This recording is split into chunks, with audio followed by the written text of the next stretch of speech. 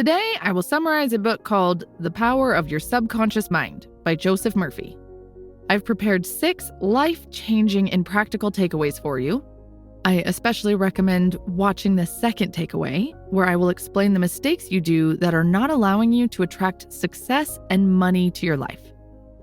You are probably familiar with this feeling. You work hard, you do everything you can, but somehow you can't get what you want. Quite worse, somehow you end up getting the opposite of what you want.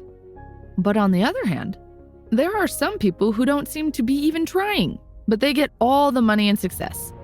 Why is that? Why do some people get what they want so effortlessly, while others struggle a lifetime without success? The answer is in the way they use their subconscious mind. Before I go further on this topic, let me first explain how your subconscious works. Takeaway number 1, the difference between the conscious and subconscious mind. The conscious mind is like the captain of a ship. The captain stays on the deck and can see where they are sailing and control everything. On the other hand, engineers who are responsible for controlling the engines and the other instruments can't see what is going on outside the ship. They are inside the ship, following orders coming from the captain. Engineers are like the subconscious mind. The engineers do not know where they are going. They follow orders. They would go on the rocks if the captain issued wrong orders. They obey the captain because he is in charge. He is supposed to know what he is doing. In the same way, your conscious mind is the captain of your ship, your body, and your environment. Your subconscious mind takes the orders you give it, based upon what your conscious mind believes and accepts as true. It does not question the orders. It does not engage in proving whether your thoughts are good or bad, true or false. It responds according to the nature of your thoughts. The subconscious mind is like the soil. Whatever seed you plant there, it will grow. Soil does not say, "Let me prioritize this apricot seed over another seed and give more nourishment because it will bear fruits one day." It grows whatever you plant there, without differentiating what seed you have planted. Your subconscious mind also doesn't understand a joke.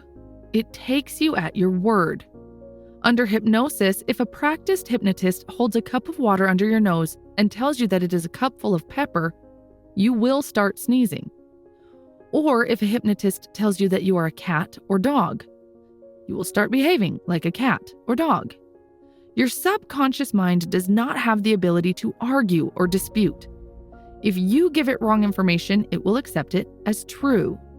That is why, if you repeatedly say to yourself, "I can't afford it," your subconscious mind takes you at your word. And as long as you keep on saying, "I can't afford that car, that vacation, that home," you can be sure your subconscious mind will follow your orders. You will go through life experiencing the lack of all these things, and you will believe that circumstances made it so. It will not occur to you that you have created those circumstances yourself by your own thoughts. Takeaway number 2. You have a fundamental right to be rich. Don't let anyone make you feel ashamed of your desire to be rich. It is not only good, but very good to be rich.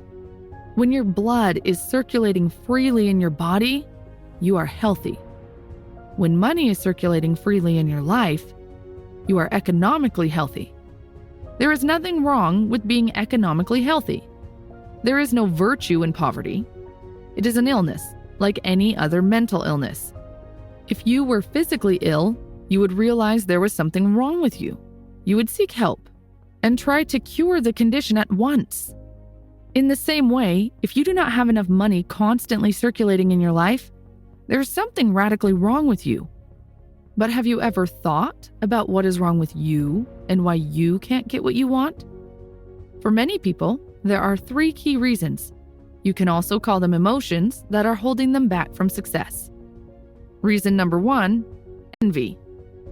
When I was a kid, playing with my friends in the neighborhood, we would very often see a young guy driving an expensive car. With my friends, we would all look at the car with envy and then say things like, "God knows what kind of illegal things this guy did to buy such a luxury car at a young age," or "Why can such arrogant guys drive a luxury car, but not us?" Basically, we would talk all sorts of envious things behind the guy's back without even knowing him or what he does. After reading books similar to this one, I completely changed my behavior. The reason I changed was that entertaining envious thoughts are devastating. It places you in a negative position. Therefore, wealth flows away from you instead of to you. If you get annoyed or irritated by the prosperity or great wealth of another, then you have pushed wealth away from you. Remember that you lose what you condemn. You cannot attract what you criticize or envy.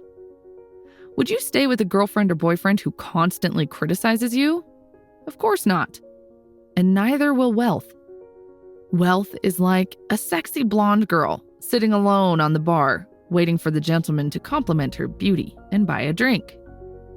If you approach her and start criticizing her beauty, do you think she will go out with you? Of course not. She will talk to the man who knows how to appreciate her.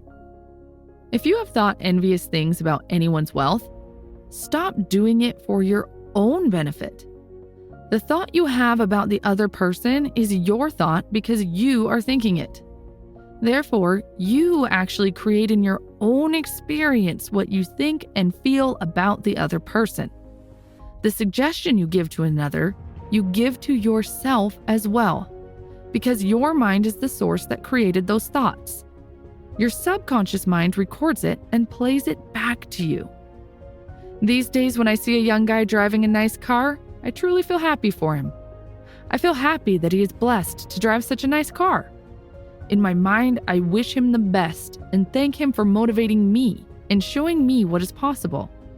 I say to myself, if he can do it, I can do it as well. Reason number 2, you're trying too hard. Suppose you were asked to walk along a narrow plank that is on the floor. You would do it easily, without question. But now suppose the same plank was 50 meters high between 2 walls. Would you still do it? Probably not.